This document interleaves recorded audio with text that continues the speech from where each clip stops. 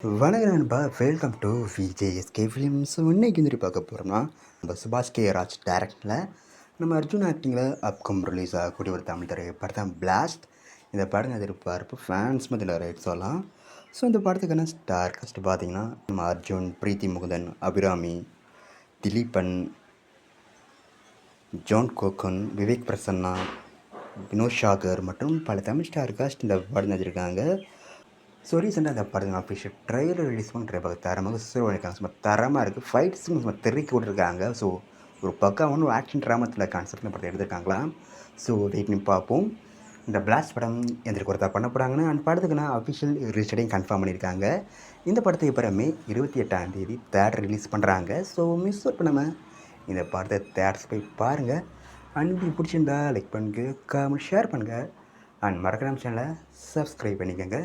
மீண்டும் இது போன்ற வீடியோவில் சந்திப்போம்.